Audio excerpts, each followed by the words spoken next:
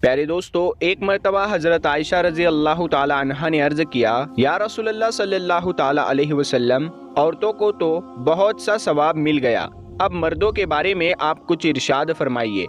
तो ये सुनकर आप सल्लल्लाहु ताला अलैहि वसल्लम मुस्कुरा दिए और आपने फरमाया कि जब कोई मर्द प्यार से अपनी औरत का हाथ पकड़ता है तो उसके लिए एक नेकी लिखी जाती है, और जब कोई मर्द प्यार से अपनी औरत के गले में हाथ डालता है तो उसके हक में 10 नेकियां लिखी जाती है, और जब वो अपनी औरत के साथ में जिमा करता है यानी कि हम बिस्तरी करता है तो दुनिया व माफिहा से अफजल हो जाता है, और फिर जब वो गुस्ल करता है तो उसके बदन के जिस जिस बाल पर से पानी गुजरता है तो उसके लिए हर एक बाल के बदले में एक नेकी लिखी जाती है, और उसका एक गुनाह माफ हो जाता है, और उसका एक दर्जा भी बुलंद कर दिया जाता है। और बेशक अल्लाह ताला इस पर फक्र करता है और अपने फरिश्तों से फरमाता है कि मेरे बंदे की तरफ देखो, ऐसी सर्द रात में भी गुस्ले जनाबत के लिए उठा है, और वो इस बात पर यकीन भी रखता है कि मैं उसका रब हूँ। ऐ फरिश्तों, तुम इस बात के गवाह रहना, मैंने उसको बख्श दिया है।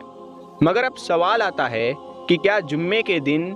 यानी जुमा के दिन मियाँ बीवी का जिमा करने की क्या कोई खास फजीलत है?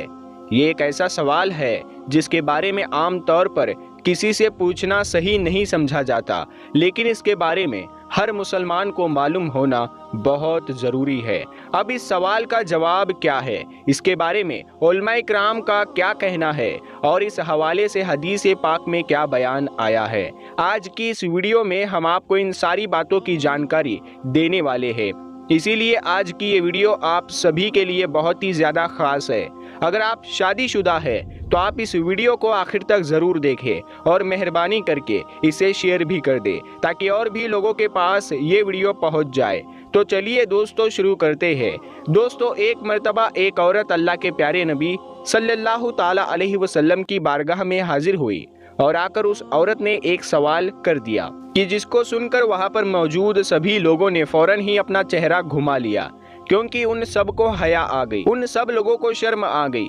दरअसल वो सवाल ये था कि उस औरत ने आकर अल्लाह के प्यारे नबी से पूछा, या रसूलल्लाह सल्लल्लाहु ताला अलैहि वसल्लम, मेरे माँ बाप आप पर कुर्बान हो, आप मुझे ये बताइए कि क्या औरत को हैज होता है?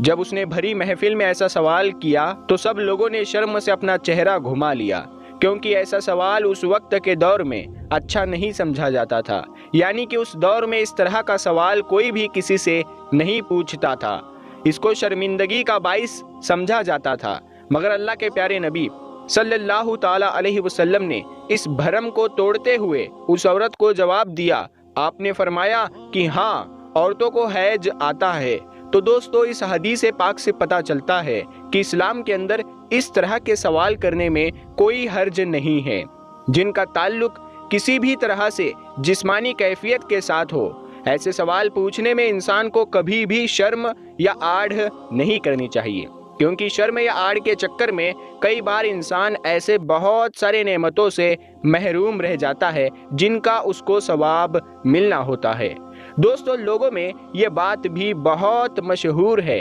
कि जुम्मे के दिन बीवी से हम बिस्तरी करने की कोई ख़ास अहमियत नहीं है, इसका कोई भी सवाब नहीं है। तो हम आपको बता दें कि ऐसा कहना गलत होगा, क्योंकि इस हवाले से एक रिवायत का जिक्र किया जाता है, और वो रिवायत ये है कि हज़रत अबू हुरैरा रदी अल्लाह ताला अन्हु से रिवायत है कि अल्लाह के प्यारे नबी सल्लल्लाहु ताला अलैहि वसल्लम ने इरशाद फरमाया कि अगर तुम में से कोई परेशान हाल है, कोई परेशान हो गया है, तो उसको चाहिए कि वो अपनी बीवी के साथ हर जुम्मे को हम बिस्तरी करे, क्योंकि इसका एक अज्र गुस्ल करने का है और दूसरा उसकी बीवी के गुस्ल करने का है। अल्लाह के प्यारे नबी हजरत मोहम्मद मुस्तफ़ा सल्लल्लाहु ताला अलैहि वसल्लम ने फरमाया है कि इस हदीस पाक के मुताबिक जो शख्स जुम्मे के दिन जनाबत के गुस्ल को पूरे एहतमाम के साथ में गुस्ल करता है और फिर पहली फुर्सत में मस्जिद जाता है, तो गोया कि उसने अल्लाह की खुशनुदी हासिल कर ली और उसने एक ऊँटनी की कुर्बानी कर दी।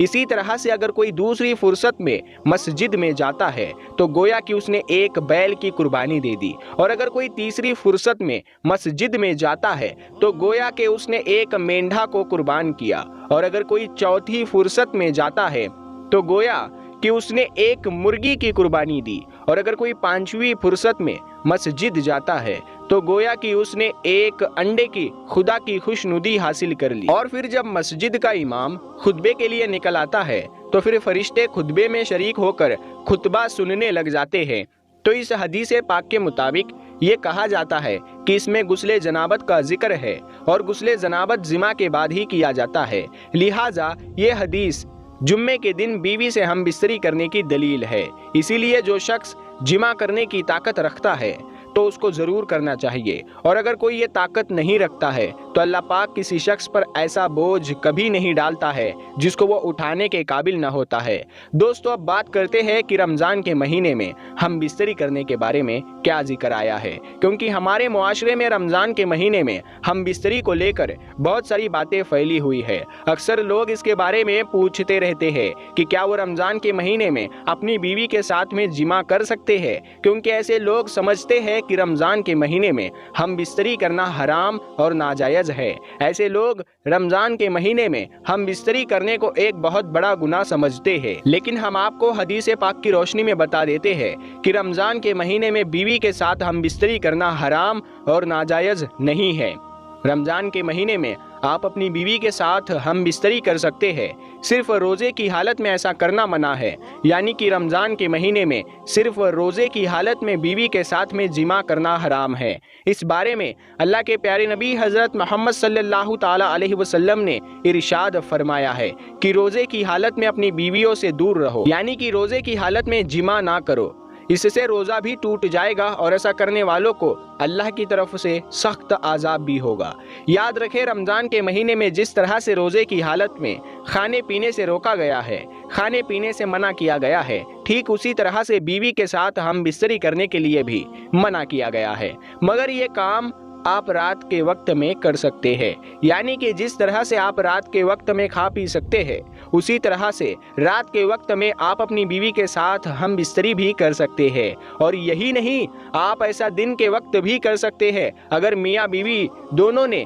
کسی خاص وجہ سے روزہ نہیں رکھا ہے تو، لیکن اگر کسی ایک نے بھی روزہ رکھا ہے تو پھر میاں بیوی ایسا کبھی نہیں کر سکتے ہیں۔ مطلب کہ روزے کی حالت میں ہم بستری کرنا سخت گناہ اور حرام کا کام ہے۔ دوستو، اب آپ کو بتاتے چلے کہ جو عورتیں اپنے شوہر کو ہم بستری کے لیے منع کرتی ہے ان کے لیے اللہ کے پیارے نبی نے کیا فرمایا ہے۔ اپنے شوہر کو ہم بستری کے لیے منع کرنے والی عورتوں کے لیے حدیث پاک میں آتا ہے کہ اگر کسی عورت کو اس کا شوہر ہم بستری کے لیے بلائے اور اگر وہ عورت اس کو منع کر دے اور اس کا شوہر ناراض ہو کر ایسی حالت میں سو جائے تو پھر ایسی عورت پر اللہ کے فرشتے پوری رات لعنت کرتے رہتے ہیں، یعنی کہ اس کو کوستے رہتے ہیں، اور جنت کی حوریں بھی ایسی عورت پر پوری رات بد دعا دیتی رہتی ہے۔ اس کا مطلب یہ ہے کہ جو عورت اپنے شوہر کو ہم بستری کے لیے بنا کسی شرعی وجہ کے منع کر دیتی ہے تو ایسی عورت سخت گناہگار ہوتی ہے، اور کل قیامت کے دن ایسی عورت کو سخت سزا ملے گی۔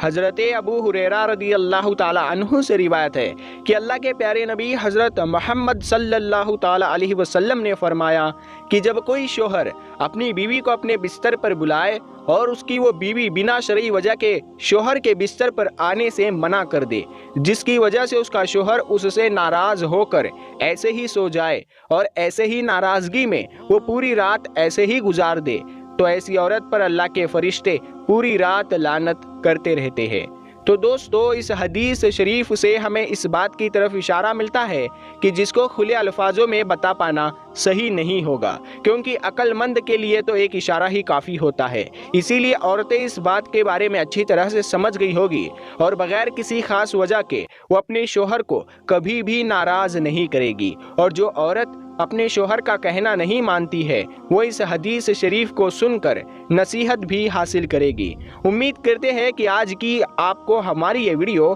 پسند آئی ہوگی۔ اگر یہ ویڈیو آپ کو پسند ہے تو آپ اسے دل سے ایک لائک کر دیں، اور مہربانی کر کے اس ویڈیو کو اپنے دوستوں رشتہ داروں میں ضرور شیئر کریں تاکہ اور بھی لوگوں کے پاس میں یہ معلومات پہنچ سکے۔ پیارے دوستو، ہم ملتے ہیں پھر ایک نئی ویڈیو کے ساتھ میں، تب تک کے لیے السلام علیکم، اللہ حافظ۔